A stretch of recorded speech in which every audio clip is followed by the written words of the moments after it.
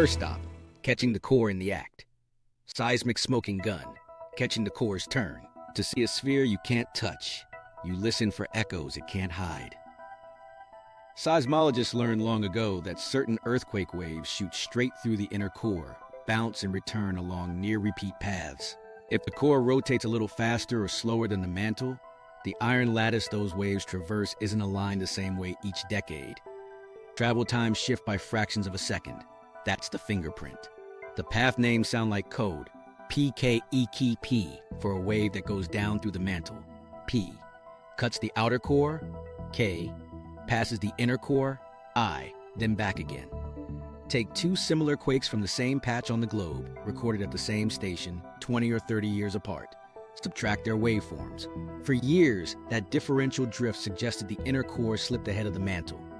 Then around 2009 to 201, the drift flattened and began to reverse in some paths. The simplest read: the inner core nearly ceased overtaking the mantle and started edging the other way, part of a multi-decadal oscillation. Pause on what reversal means here. The inner core isn't a free-spinning ball changing absolute direction.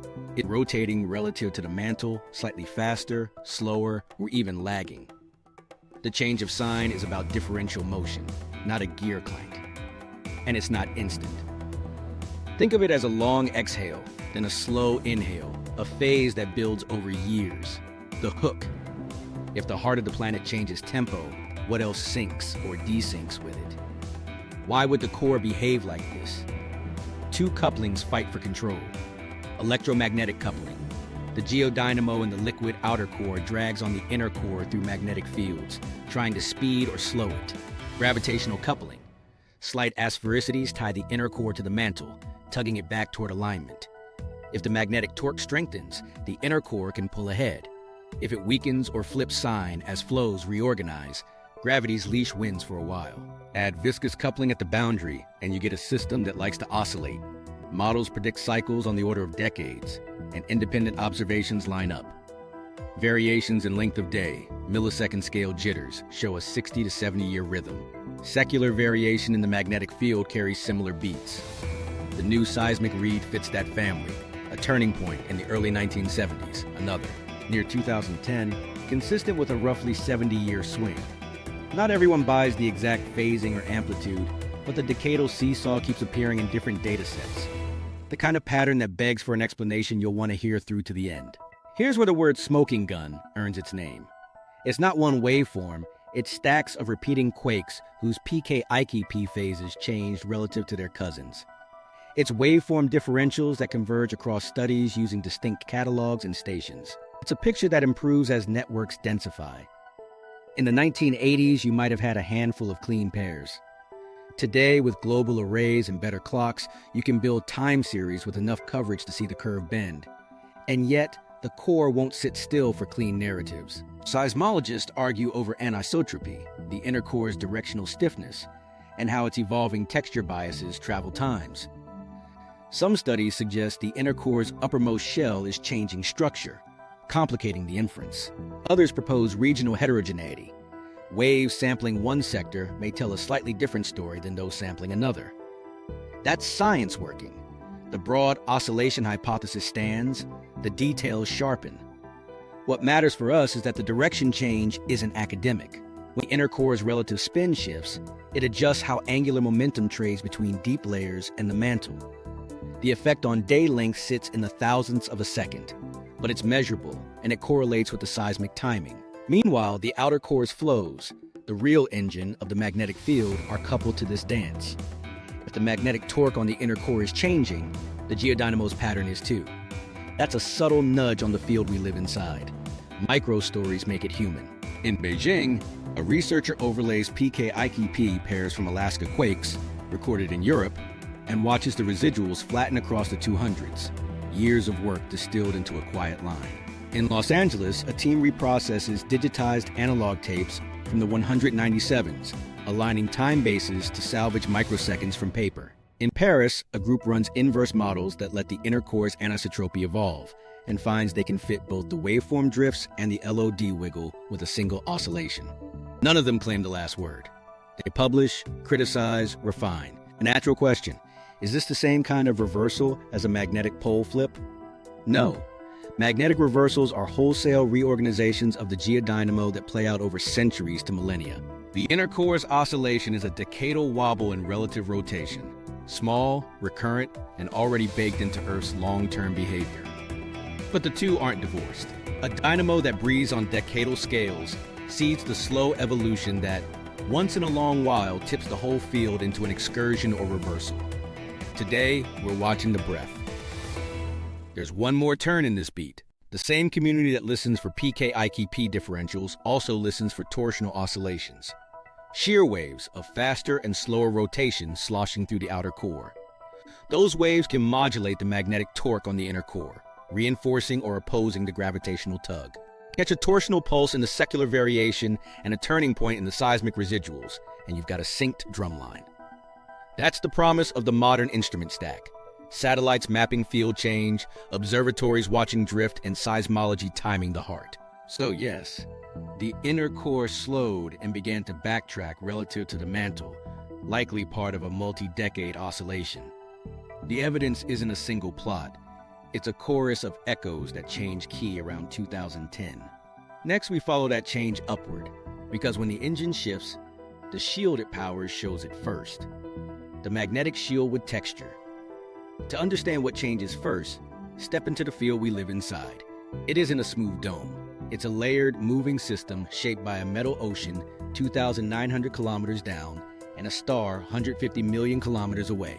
At its core is the geodynamo, liquid iron churning, dragging magnetic field lines into loops that, time average, look like a tilted bar magnet.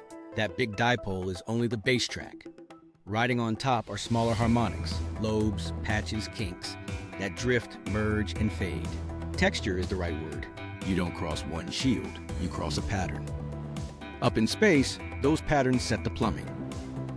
Field lines bundle into curtains that guide charged particles into the Van Allen belts. Two donuts where protons and electrons bounce between mirror points. When the dipole is strong and centered, the belts sit high and tidy. When the field sags regionally, the inner belt droops closer to low Earth orbit. That's the South Atlantic Anomaly in practical terms. A thin spot where trapped protons come down to meet satellites that would rather not meet them. Mission logs read like weather diaries. Hub's operations. Plan has dark bands. No observations when its orbit skims the anomaly. On the International Space Station, radiation monitors tick higher in the same longitude. CubeSats with consumer-grade memory cross the hot zone and wake up rebooted watchdog timers, having hauled them back from nonsense.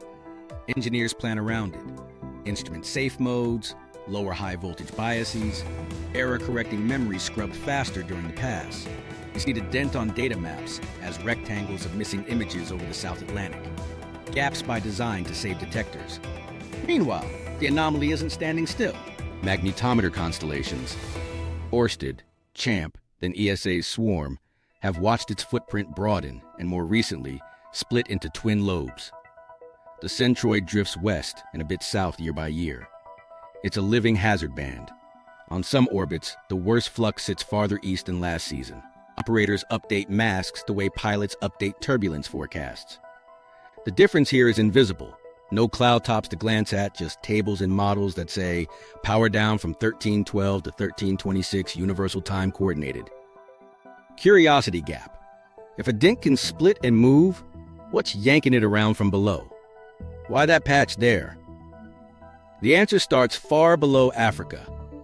At the core mantle boundary, maps show a persistent reverse flux patch, field lines pointing opposite the global dipole beneath southern Africa. Above it, seismology images one of Earth's two giant deep mantle structures, the African LLSVP, a thermochemical plateau that modulates how heat leaks out of the core. Uneven heat loss steers core flows. Core flows shape magnetic patches. Stubborn reverse patch drags the dipole off-center and weakens the surface field over the South Atlantic. The belts respond downstream by slumping. Quiet days tell one story. Storm days rewrite it. When the sun launches a coronal mass ejection and the interplanetary magnetic field turns south, reconnection cracks open the magnetopause. Energy couples in, belts swell, and particle flux climbs at altitudes that are usually safe. Over a weak field corridor like the anomaly, the same solar punch drives stronger currents and deeper access. Spacecraft ride it out with widened masks and conservative modes. A telescope loses an observing block. A GPS satellite sees a momentary phase jump that downstream system smooth with redundancy. Reliability survives on margin. The Dent trims margin. Not everything with texture lives in orbit. The field's regional complexity shows up on the ground too. Ground observatories in South America and Southern Africa record secular variation that bends faster than elsewhere. Pipeline operators in Brazil watch geomagnetically induced currents during big storms and adjust cathodic protection.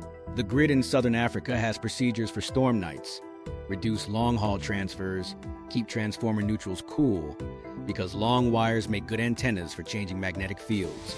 Again, it isn't apocalypse. It's operational life under a noisier shield. One microstory stands in for many. A star tracker on an Earth imager begins returning off-the-wall quaternions right over the eastern lobe. The flight software refuses to believe them, hands off the gyros, and keeps pointing within spec. An engineer adjusts the tracker's proton flag thresholds and extends the mass by 90 seconds. The next pass. The attitude plot is boring. That's the goal. The headline temptation is to read the anomaly as prophecy. It isn't. South Atlantic weakness doesn't set a date for a flip. It's a recurring trouble zone in the paleomagnetic record, a place the field likes to misbehave while the global dipole persists. That makes it the right place to watch. When the engine shifts, this is where the first seams show, and the next layer down, beneath Southern Africa, is where we go next to see why the seam sits there at all. Africa's deep engine, flux patch over a mantle giant. To find the dense route, drop to the boundary where liquid metal meets solid rock and look up at Africa from the core side. The map down there doesn't show countries. It shows magnetic polarity. Most of it agrees with the global dipole. One stubborn province does not. Beneath Southern Africa sits a reversed flux patch, a compact blot where field lines point the opposite way. It's been there off and on for centuries in the records. It's not decoration, it's leverage. Now tilt your gaze into the mantle above. Seismic waves crossing the deepest layer slow over a continent-sized plateau called a large, low shear velocity province, the African LLSVP. It isn't molten, but it's hotter, and likely compositionally different than surrounding mantle. Thicker blankets piled across the core. Where a blanket is thicker, less heat escapes. Where the edge thins, heat pours out faster. That patchwork of heat loss sculpts the core's flow. Fast columns next to slow ones, eddies that kink field lines, patches that flip polarity locally and refuse to budge. The African LLSVP sets the stage. The reversed flux patch delivers the scene. Numerical dynamos make this link visible. Feed a model with an African-style heat flux pattern at the core mantle boundary, and the solution reliably grows a reverse patch under Southern Africa. Let the patch ride, and the surface field above weakens and skews. The South Atlantic Anomaly is the downstream expression of that skew. In runs that include long-lived thermochemical piles, the patch survives, splits, and reforms. Behavior that rhymes with swarms evolving maps. Remove the deep mantle structure, and the patch loses its anchor. This is causation you can't drill, but you can test with physics. Archaeology backs the timescale. In Iron Age kilns across southern Africa, clay cooled in fields that were anomalously weak. Those archaeomagnetic intensities sagged for centuries, then recovered. Offshore sediments record matching dips. Independent materials, same century-scale softness over the same region. The message is consistent. The African sector is a repeat offender, not a one-off blip. Here's the tease we'll pay off. This is the same neighborhood where core models grow a reversed flux patch when you feed in Africa's deep mantle heat map. Meanwhile, geophysicists argue useful details. How much of the LLSVP's identity is thermal versus chemical? Thermal blankets change faster. Chemical piles are sturdier. The best evidence favors a thermochemical mix, long-lived but lumpy on top. That hybrid explains the paradox. A tendency that persists for tens of millions of years, and a surface field that breathes on decadal to centennial scales. A stable base, a restless roof. Human moments make the deep map tangible. In a Cape Town archive, a researcher catalogs kiln fragments with sun compass marks, because a normal compass will lie near iron-rich rocks. Down the hall, a modeler nudges the LLSVP edge steeper in code and watches a reverse patch swell beneath Africa, then slide west a hair. On a shared corkboard, a pottery intensity series and a simulation snapshot sit side by side. In pencil, someone writes, "Close." There's a temptation to make the African patch a villain foretelling reversal. It's not a prophecy. In many dynamo simulations that reverse, large reverse patches do expand before the dipole reorganizes. In many that don't, the patches pulse and shrink without tipping the system. The sober phrasing is this: a strong African reverse patch increases the probability of messy maps, more non-dipole structure, more regional weakness, without dictating the ending. What it guarantees is a place to watch, and a reason to keep asking what the next decade does to the dent you can't see. Watch from space and you see the consequence instantly. Because the dipole is dragged off center, the inner radiation belt slumps closer over the South Atlantic. Because the belt is closer, satellites feel more protons and schedule more naps. Watch from the ground and you see earlier storm coupling in magnetometer traces, transformer neutrals that need attention, pipeline potentials that drift. Same, because different instruments. One more mechanism links core and patch. Torsional oscillations, broad shear waves of slightly faster and slower rotation in the outer core. Slosh along columns aligned with Earth's spin. When those waves reach the African sector, they change magnetic shear across the reverse patch. That modulates the magnetic torque on the inner core above and the surface field above that. Catch a jerk in the secular variation, a seismic turning point, and a small drift in day length within a few years. And you're seeing the composite, inner, outer, and mantle singing one bar together. The meaning isn't doom, it's geography. Earth's magnetic field isn't centered fairness, it's a field with neighborhoods. Southern Africa sits atop a deep structure that steers core weather, and core weather writes the dent in the sky. That's why the anomaly shifts like a living thing, and why the first seams show there. From here, the causal chain runs upward and outward, to space weather hitting a moving target, to operators treating magnetism like weather instead of a map. And when solar energy tests our shield, this is where the proof lands and first. glitches. We actually measure. Start with the cleanest clock we've ever built.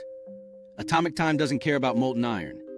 Cesium atoms flip at the same frequency on a quiet Tuesday as during a solar storm. That's why we define the second there. Planetary time is messier. Earth's rotation wanders by milliseconds as winds push, oceans slosh, ice shifts, and deep interior torques trade angular momentum. That drift shows up in the length of day record. A jagged line with seasonal wiggles, a 6-year beat, and those longer 60-70-year sways tied to core dynamics.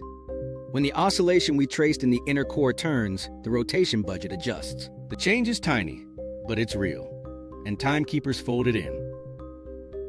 Here's how that accommodation works. International time stewards run 2 tracks. UTC, the time in your phone, follows atomic seconds, but occasionally adds or removes a leap second to keep civil clocks close to Earth's rotation, UT1. The leap decision rests on precise geodetic measurements. Lasers bounced off satellites, GPS phase, radio interferometry linking antennas continents apart. The adjustments feel bureaucratic. They're really a handshake between atoms and a spinning planet. If the inner core's torque nudges rotation, do we look up and feel days shrink? No. A millisecond change is below perception.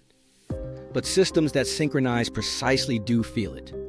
GPS satellites carry atomic clocks and broadcast time. Receivers on the ground solve for position by comparing arrival times from multiple birds. Space weather and ionospheric delays add noise. Weak field corridors make that noise spike. During lively solar days, ionospheric irregularities above South America distort signals. Aviation procedures switch to alternate navigation. Surveyors pause high-precision work, and timing networks lean on holdover oscillators until the sky calms. Meanwhile, power grids run on choreography. AC grids must keep frequency tight and phase aligned across long wires. Geomagnetically induced currents from storm-time magnetic swings add a slow bias to transformers. That bias can push equipment towards saturation, heating it, and distorting waveforms. Operators watch neutral currents and temperature and adjust dispatch to keep phase coherent. Timing enters twice. In protection relays that act within fractions of a cycle, and in wide area measurements that compare voltage phase angles across regions using GPS disciplined clocks. If satellite timing stutters for a moment during a storm, phaser systems trust redundant paths or local oscillators. The dance continues because someone rehearsed it.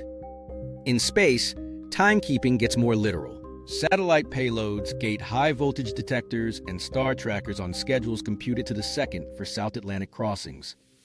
Extend a mask by 90 seconds and you've just traded a slice of observing time for months of instrument life. The clock is a shield as much as a ruler. Now to the human rumor.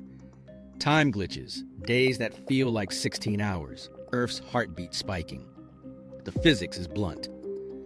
The Schumann resonances are standing electromagnetic modes in the Earth ionosphere cavity, driven by lightning.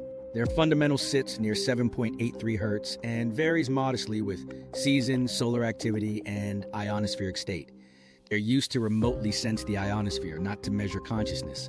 Claims that they jump to tens or hundreds of hertz and compressed our days misread spectrograms and confuse intensity with frequency. Your perception of time does stretch and compress, but because of attention, stress, sleep debt, and circadian misalignment, not because the cavity vibrated differently that afternoon. There is, however, a bridge between field noise and lived friction. During strong storms, HF radio degrades, satellite navigation gets noisy, polar flights reroute, and communication handoffs slow. Operations stack small delays. A detour adds an hour. A satellite drops a pass. A telescope splits an exposure. A grid operator holds a lower transfer. A dispatcher's day fills with exceptions instead of routines. To the people inside those shifts, reality feels jittery. That's not metaphysics. It's the texture of infrastructure and weather. Micro stories make that vivid. A medevac crew launching from Patagonia loses HF for 10 minutes and switches to SATCOM. It works, but the call tree is longer, the cadence off. In Sao Paulo, a timing engineer watches a GPS receiver flag, a transient, and sees the backup oven-controlled crystal slide in, holding phase until the sky recovers. In a control room, a phaser display keeps painting clean angles because a second timing feed, fiber-delivered time from an atomic source, was funded last year. Nobody outside notices. The point is precisely that they don't. Even at the planetary scale, the clock has buffers. When Earth's rotation drifts, leap seconds keep civil time within a second of UT1. Some institutions hate leap seconds because they complicate. There's an active move to retire them. If that happens, UTC will decouple from Earth's spin and drift slowly. Centuries from now, noon on your clock would slip from the sun overhead. That debate belongs to standards bodies, not solar storms. But it tells you something about human time. We bend the definition when it helps. So yes, the inner core's oscillation shows up in millisecond nudges to day length. Yes, the magnetic dent and solar weather add noise to the timing fabric machines rely on. No, the planet didn't cut our day in half. What we feel are the seams of coordination. The cure is boring. Redundancy, better models, and the humility to treat magnetic weather like weather. Forecast it, budget for it, and keep the clock steady while the heart beats irregularly underneath. When the sun punches a moving target, space weather has beats of its own.